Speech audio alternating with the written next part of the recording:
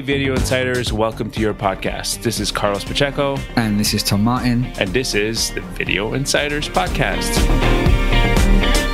What's the word on the street this week, Carlos? The word on the street is daylight savings messes with your schedule, with your energy. How did I know it was going to be something to do with like the moon or the stars or weather? You're like the Canadian Meteorological Society or something. I did my best not to make it about the weather this week, but it's been a rough week trying to get up at your regular time this week because, like obviously we had daylight savings. It's great.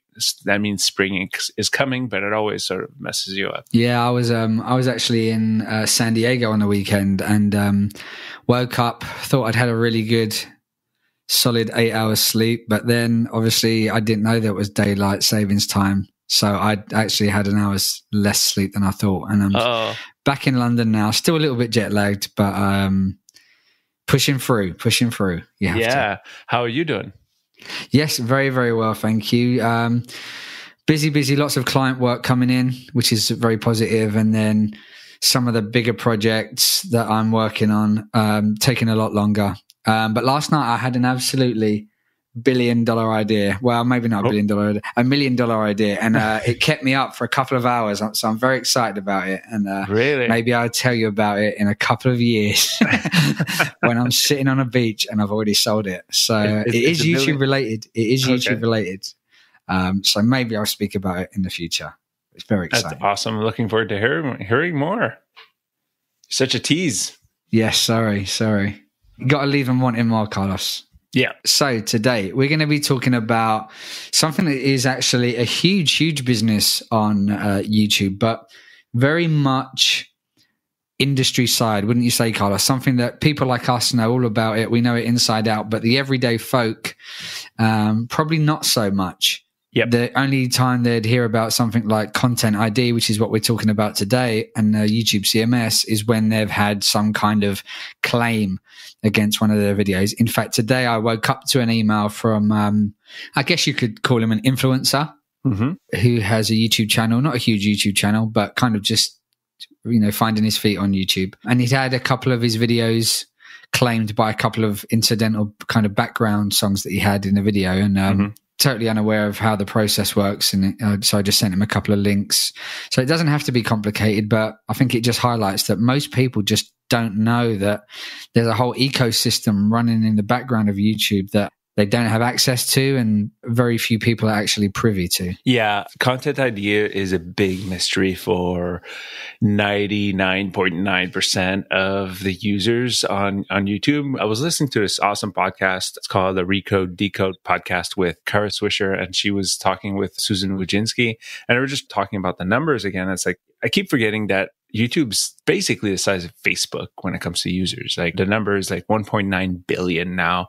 So there's a big number of people using this platform, and there's a lot of content creators out there that just do not understand what's happening with their content. And anybody that has a CMS, YouTube Content Manager, on a daily basis gets comments or gets pushback from a creator who thinks that they've uploaded content and don't realize that there's music on it that doesn't belong to them, and that the artist has to take their rights and claim that music. Yeah, this is such a deep and rich topic, and one we think that is going to be, old news to a few of you, but brand new to a lot of listeners out there. So we're going to be talking about the Content ID system and YouTube CMSs today. But before we do, we have a massive thank you for our sponsor, TubeBuddy. Thank you, TubeBuddy, for being the ultimate YouTube certified tool to help you grow your YouTube channel. TubeBuddy has so many features that I really, really love. One of the ones that I want to talk about this time is the create very specific embeds of your videos. You can set up embeds that are specific to let videos loop, auto hide the play bar, all the things that many people who handle video and embed their videos, they're always like, oh, why is this happening? Why is there suggested videos? Why is the play button this way? Well, TubeBuddy offers you that that tool to help you set up a different kind of embeds with your videos. Yes, thank you, TubeBuddy. And if you haven't tried out TubeBuddy yet, you can do so and also get an exclusive discount by visiting our unique link at videoinsiders.fm/TubeBuddy. Thank you, TubeBuddy. Right, so we need to start, I think, from the very, very top here, Carlos, because there will be some people in the audience that this is not new to, but I think we need to cover the basics first. Mm-hmm. So before we get into what is a CMS, I'd say to you, what is Content ID? Well, Content ID is the function that YouTube allows for content owners to control and manage their rights on the platform. The easiest example is you are Sony Entertainment and you made the movie Spider-Man Into the Spider-Verse, and a bunch of fans and other people have uploaded the full movie onto their YouTube channels. Well, if Sony is doing things right, they have put a copy of the movie on their Content ID system, and it is picking up and identifying any piece, any section of that movie. It creates what they almost call like a fingerprint match of all the frames from the movie. I don't know if exactly, and I never sort of like really investigated this, but I think you need to have like something like over 5 seconds or around 10 seconds of a clip before it gets picked up. But that is different depending on the content. I know that with music is actually much more precise.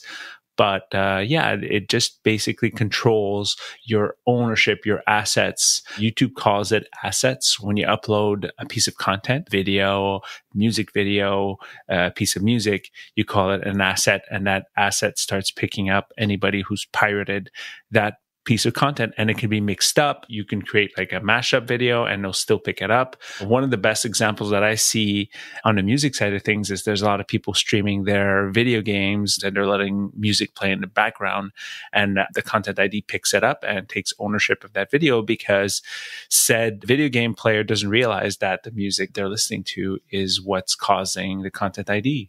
Yeah, and I think it's also important to clarify that when you're a content owner, the asset doesn't have to be public. Yes. So Sony don't have to make their copy of Into the Spider-Verse public in order to protect it. They can run it in the background as basically just as a fingerprint.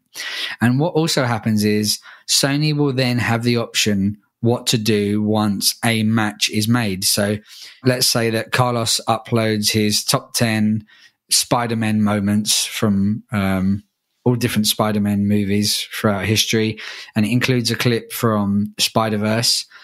That will then get claimed by Content ID, pinging against Sony's fingerprint. And then Sony will set a policy at the top level which says, if you find a match, here's what you do.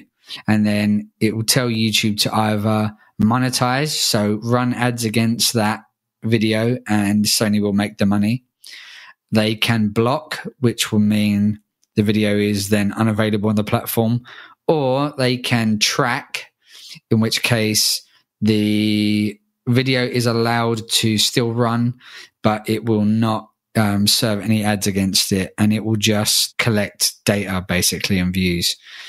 Just out of coincidence, Carlos, have you ever seen anyone using a Content ID track policy? And yes, is there anyone that, what is the use case for that? I've never really thought about it or seen it in action. I actually used it when we were evaluating libraries. Somebody would come to us and we'd be thinking about doing Content ID for them or buying their assets.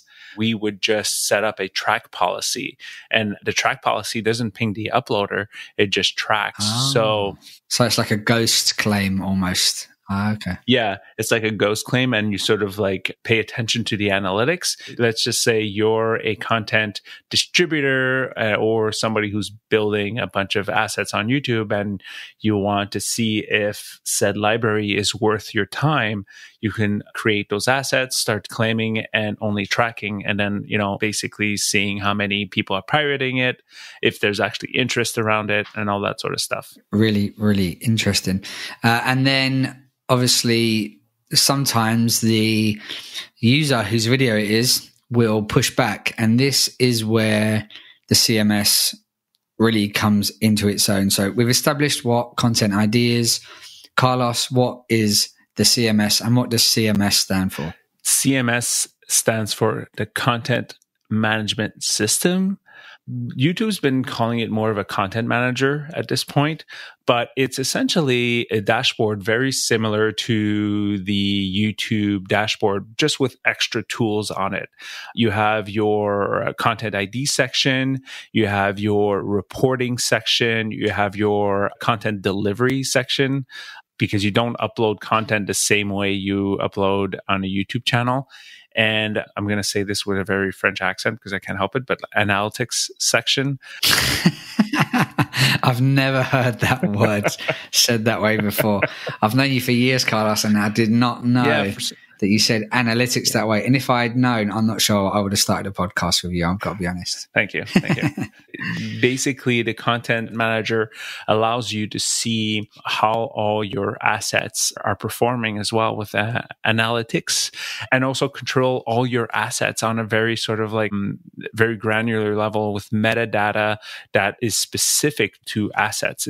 It's very different from a regular YouTube metadata. You know, you have very different layers of metadata. There's ownership metadata. When it comes to music, there's all these codes that you have to put in, like ISRCs, artist names, song, record label, UPC, all these things that are very specific to music. That all becomes part of the asset on a Content ID system. So basically, it's a placeholder for all of your assets, all of your channels, so you can combine channels within a CMS, and we'll talk a bit more about that in a second. But let's go back to our Content ID example. I'm Sony, you've uploaded a clip of Spider-Verse, and then you say, sorry, buddy, I'm using this under fair use. Throwback to episode 7, where we spoke to Ashkan from Watch Mojo, where we talk all about fair use, so go check that out. So you come back and you say, sorry, bud, I totally dispute this claim. I don't think you do have the right to monetize my video. What then happens in your dashboard, and what options do you then have? So what you see on your dashboard is there's a section under Content ID that says to-dos, which tell you what's happening, what you need to take care of right away, because there's people that are conflicting your claims that say they own this asset, and they can own it in a different level. They can own it on, in a specific country, a specific section, and all those sort of things. But yes, essentially you get a conflict of ownership, and then you have to make a decision based on your rights as to if you want to let it go, or if you want to release that claim, or you want to go to the next steps and take full ownership, sort of refuse the counterclaim. And that's when things, go back to the uploader to sort of make the decision if they want to push it further. One thing over here is that the fair use example is where things get, muddy, and that we're not going to sort of jump into the legality of that. But for the most part, I would say 99% of the issues and back and forth I've dealt with have hardly anything to do with fair use. It's always people who don't understand that they've taken a piece of content and put it into their videos without changing it, without doing anything to it, and then thinking that just because they recorded themselves dancing in a wedding, that it's their original content. It is in a way, but at the end of the day, there's, music behind it. And whenever you deal with music, it's just, you have to take ownership of it. But yeah, that's how things work. And so there can be some back and forth, there can be some disputes, but at some point, correct me if I'm wrong, it becomes almost like a legal matter. So at some point it escalates to where you're making kind of legal, not threats, but you're taking like a legal stance and saying, I kind of hereby grant that I have the legal right to do this. And can you just talk a bit about that escalation point, or where it can escalate to and where it usually kind of people just back down? Well, it can escalate to a point where you're having a back and forth, a direct back and forth with the uploader or the owner. Because of my experience has been much more in the side of, other networks who are taking ownership of assets, and where you just get in touch with them and everybody's sort of like being nice to each other and trying to clear things up. Yeah. But what also often happens is that nobody has like a clear, sort of, hey, I own this and I have paperwork and stuff like that, right? Everybody sort of like plays this game of like, okay, well, we need to figure this out and talk with our legal team and our rights team to see, what kind of rights we have. And when it comes to the creator side of things, at the end of the day, like, companies that own content are the ones that are going to be able to bring this to a legal matter and make this a little bit more serious.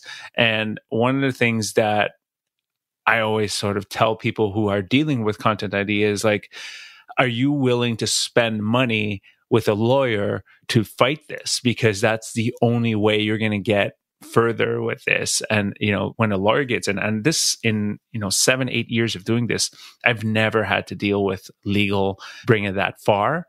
But that's the back and forth at the end of the day ends up being trying to explain to the creator or uploader that this piece of content is not yours. If you did something to change it, that's a different matter. But yeah, that's sort of like the back and forth that I deal with. Yeah, I think you're right. And just to kind of clarify from my experience, and again, I don't think I've ever seen it get to the point where kind of papers were filed, but I think it gets to the point where the final option is, and it may have changed, is that YouTube basically says at this point, there is no more time for back and forth.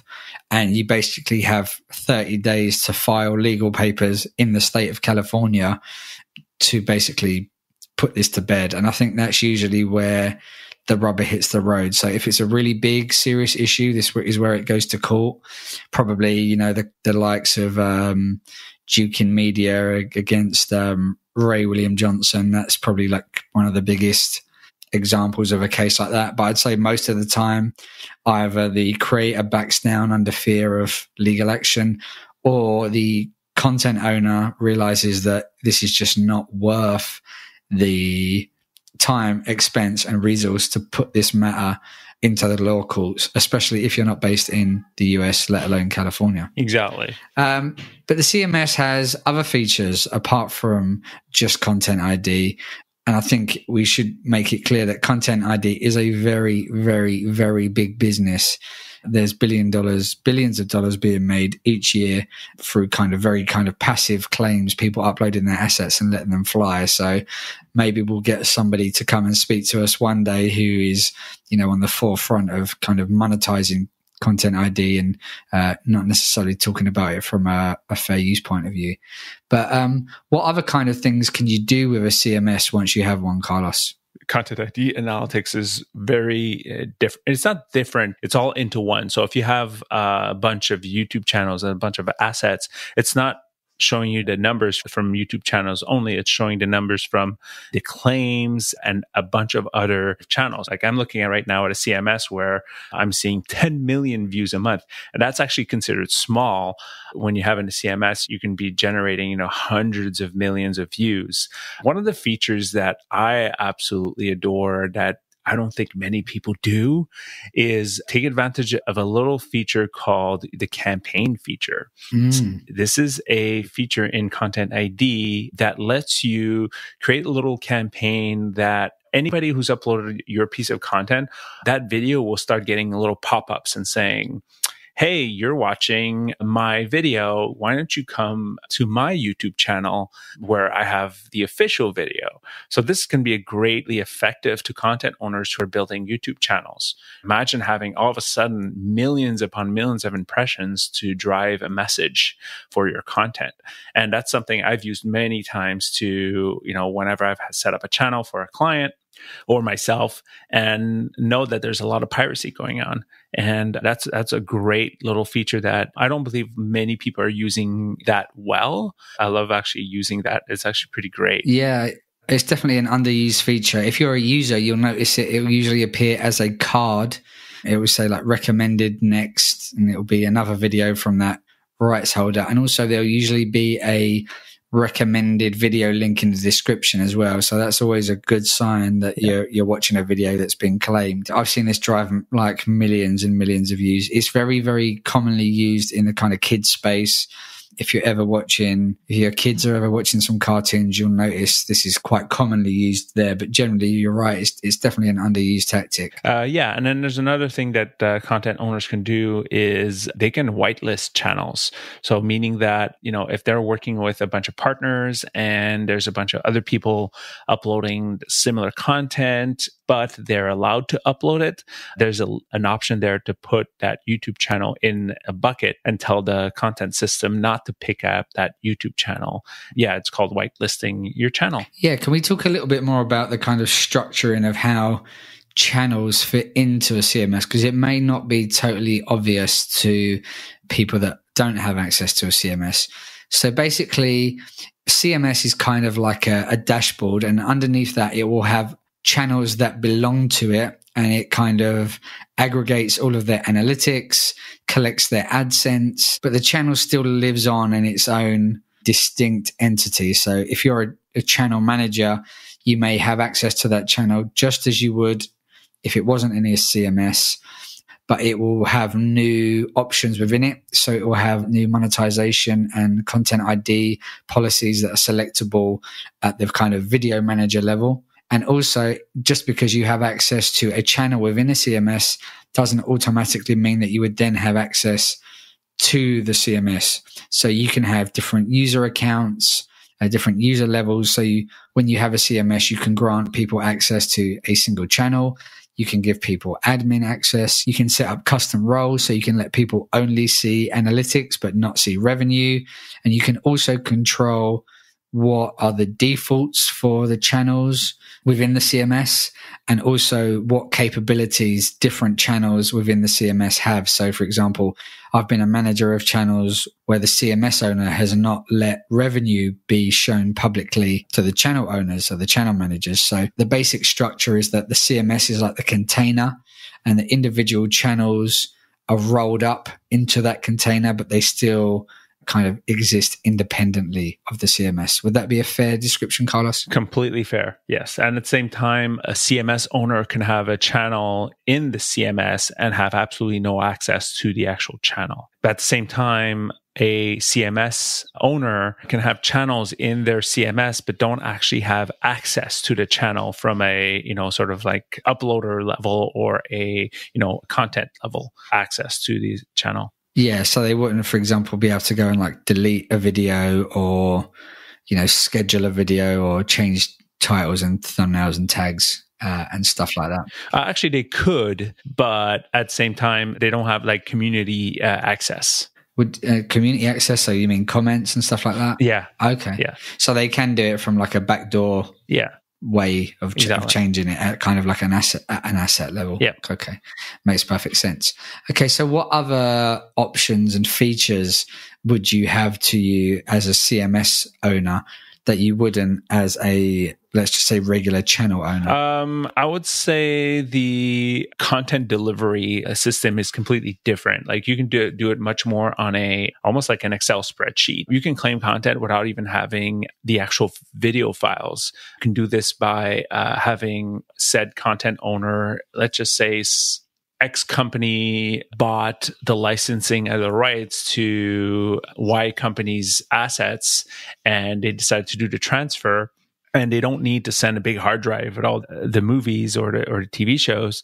All they need to do is send the asset ID list in a CSV file and transfer ownership to. There's actually other ways to do it, but that's one way where all you need to do is upload that file, confirm those assets, and transfer them to your CMS. So it's a much faster way to do things versus having to re-upload all the videos, which can be huge when you're talking about about high res television shows or movies and stuff like that. Yeah. And also if you do have, if you are uploading original kind of video assets, then there are kind of like bulk upload and bulk update tools. So you can, set a policy, like you say, in a CSV and upload like giant packages of data in one. So you're not sitting there clicking one by one in the kind of typical web upload user interface that you'd get if you were running the channel. One other kind of big benefit is that you basically have eyeballs on a lot more data. You can look at analytics across a whole group of channels. And with that becomes the ability to say, well, look, we've got 50 channels here. Individually, those channels may be worth X, but if we can aggregate that and kind of, we've got the data on all of that audience, can we now go out and sell sponsorships across that whole audience? And I know we've touched on this in a separate episode, can we buy our own ad inventory for those videos and then resell that? Especially if you've got a huge CMS, and this is what those original MCNs were built on, was this idea of getting lots of channels into a CMS and then selling those ad rates for higher CPMs. So again, this is very, very tricky to do if you're not a really big kind of industry player with lots of resource. But theoretically, what you can do is aggregate all of the views within your CMS and then sell those to advertisers at a higher rate than you would if you were just getting AdSense that YouTube was selling directly. Yeah, I actually have no experience with that. I know it's happened, but all the CMSs I've managed have never been big enough to do that. Yeah, I've had it done on kind of an ad hoc basis, so like one-off sponsorship buys, but wholesale inventory sales, you're looking at a technical cost, technical knowledge that is needed, a pretty much full-time sales team. So if you go back to episode 3, me and Carlos talk a lot more in detail about the history of MCNs and this whole kind of this path to selling your own ad inventory. So do check that out. One other thing that I wanted to talk about is that nowadays I think YouTube is making a move towards favoring channels that seem official. Yes. And so I believe that if your channel sits within a CMS, you do have some kind of advantage over a channel that doesn't sit in a CMS. So whether that is an algorithmic boost, YouTube's algorithm looking at your channel, seeing that it's part of a CMS and saying, okay, they're a trusted partner, this must be official, let's send people that way. And then also you're getting the boost that if the proverbial crap hits the fan, if you're part of a CMS, you're much more likely to have a direct relationship with YouTube, or the person that's controlling the CMS is much more likely to have a direct relationship with YouTube to kind of get you out of a mess. So there is definitely an advantage of being part of a CMS, even if you're not really kind of industry side. But having said that, to be part of a CMS, you're likely going to have to give up some control or equity. Yeah. At the end of the day, you're adding somebody to manage your stuff and also collect the money, right? And there's a process there. It's complicated because it's complicated and it's not, because on one end, somebody who has a CMS, when the report comes in at the end of the month, they don't split the money per channel. You get a big bulk sum of money. The owner needs to export the reports and work through these huge CSV files that have thousands and thousands of lines and sort out, the money per asset, per content owner, and all that things, and sort of figure out, okay, well, I got $10,000 this month out of, 15 channels, which channels got their cut, and then split out that money and then, do that stuff. And, bigger companies have figured out a way to do this, but at the end of the day, there's even like software needed to do that. So, when it gets really, really big. When I was at my old job, we actually had to hire somebody to just full-time do that. And it would take them a couple of days just to figure out all the money and all the CMSs based on the amount of channels we had. Yeah. And on the flip side of that, if you're a CMS owner and you're inviting channels into your CMS, you're kind of at the mercy of their behavior. Yeah. Because if they go out and start getting copyright strikes or community strikes, that will impact on potentially on the standing of your entire CMS, if you could get potentially features temporarily suspended, features removed, or worst case, have your CMS kind of taken back. So you really do need to be careful about who you're letting into your CMS if you are a CMS owner. But speaking of this is maybe my most interesting question, Carlos, is how do you get a CMS? Because that's the magical question. Because I'm trying to get one. It's proven, I'd say, impossible. And for everyone else that I speak to that's in the same boat, they're saying the same exact thing. They're saying it seems to be really hard. It seems to be getting harder. And it seems like YouTube are even kind of taking back quite a lot of CMSs. Does this kind of marry up to what you're hearing on your side of the pond? Completely. The CMS things, I would say, when I got into this business was much more of a Wild West. Your YouTube rep would give you one pretty easily. You'd ask for one. Maybe he'd ask you for 2 questions, why, and you could come up with anything and, they'd give it to you. But nowadays, you need to show that you have control of a lot of assets. Essentially, that's the gist of it. For me, I have access to a bunch of CMSs. I don't essentially own a bunch of CMSs. I have access from companies that don't have the resources to manage them themselves, and they want me to sort of do it for them. At the end of the day, from the conversations we've had with YouTube, it's YouTube just wants to talk to official owners and companies at this point. They do not want to talk to individuals. They might give CMSs to big YouTube creators who are multiplying their channels, who are adding more variations and all that sort of stuff, but they want to discourage the whole MCN thing because of the abuse. They want to, work with official companies. There's still a lot of bad players out there that are underground and playing quiet. At the end of the day, YouTube has made it harder and harder to sort of access one. And you essentially need to know somebody at YouTube and know your rep and start asking the questions. I don't know if you know, but there is an online content ID application. Okay, I didn't know that. Yeah, but I've gone through it and I usually get crickets, trying to get one. So not even a response of any kind.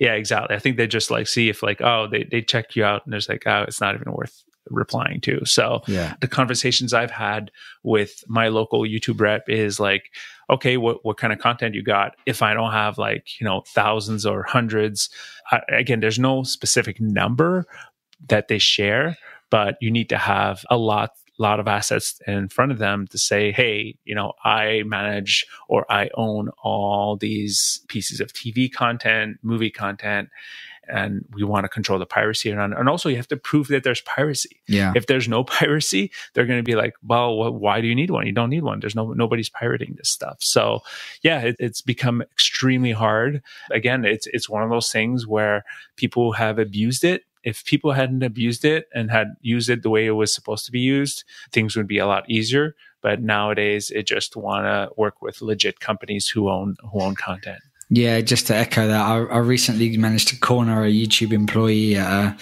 a party, and I said to them, look, how do I get one? I'm working with some big content owners that don't have access. They don't necessarily want to join an MCN or an agency. And he basically said, the first thing you need to do is to do kind of manual DMCA takedowns to prove, like you say, to prove that there is a business need for you to have one. Yeah. And so that's probably, you're going to need to do that for a sustained period of time. So just like a manual copyright flag as a normal YouTube user. And once you have enough of those and kind of put that into a bit of an evidence file and then send that over to someone at YouTube, again, if you can. Maybe we can link to that online application in the show notes today, Carlos. No, I don't want to do that. That means yes. So yeah, I think that, that pretty much ties up our conversation on CMS and Content ID. In short, they're really, really powerful and really, really hard to get. But, they do take some expertise to look after. They are big, powerful tools with lots of features. But even if you've got no intention of having one, I think it's really important that you know how they work, especially if you're any kind of content owner or rights holder. So yes, before we wrap up, we must say thank you to our amazing sponsor, TubeBuddy. And again, you can find out more about them and get a unique Video Insiders discount by visiting www.videoinsiders.fm/TubeBuddy. Thank you, TubeBuddy. And also, if you do have any more questions that we didn't answer concerning the whole world of content managers, CMSs, tweet at us at Video Insiders, and we'll do our best to answer. I do know that YouTube does not like people talking too much about this stuff. So we'll figure out ways to talk about this, not publicly. Yes. And again, also, we'd love to hear your feedback on the show. What other topics would you like us to discuss? And what did you think about our first interview show last week? Who else would you like to hear us speak to? So tweet us at Video Insiders or email us at hello@videoinsiders.fm. And please share this episode and leave us rating and review in whatever podcatcher you are using, because it will help other Video Insiders to discover us. Yes, it will help our analytics. And please tweet at Carlos to let him know he's grossly mispronouncing that word. Yes, I know. Until next time, have a great week. Take care.